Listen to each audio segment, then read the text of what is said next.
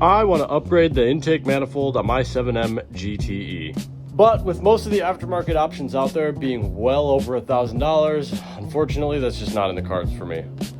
So let's make one. My current plan is to use a 7M-GTE OEM lower runner and an eBay Universal 2JZ intake plenum to make my custom forward-facing intake manifold. Basically what my plan is to cut the 2JZ intake port pattern off of this intake plenum, weld a sheet on it, and recut them to fit the lower intake runner off the 7M. Once that's done, I can weld the lower intake runners from the 7M onto this plenum to create my custom forward-facing intake manifold. But currently the biggest issue I'm running into is this has been sitting on a shelf for years and is very gross. It has probably not been cleaned in a very long time, so that's the first step, is to get this cleaned up so that we have a nice surface to weld on so we can get it welded to our plenum.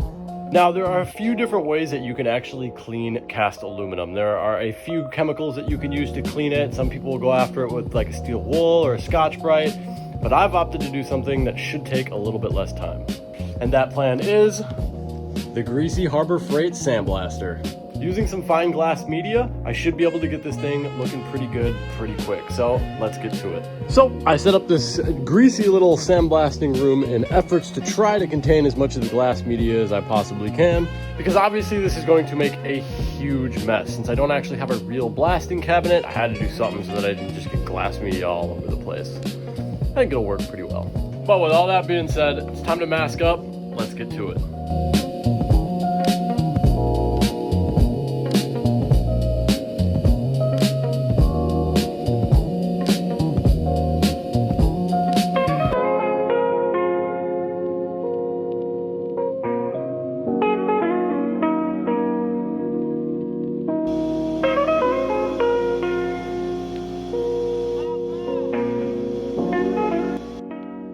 Man, what a difference that made.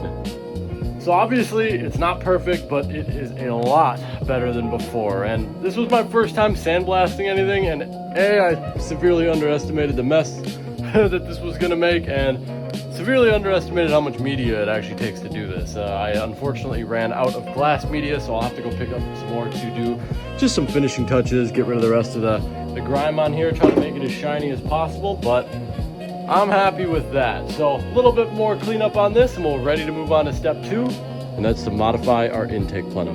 But that will be a story for another day.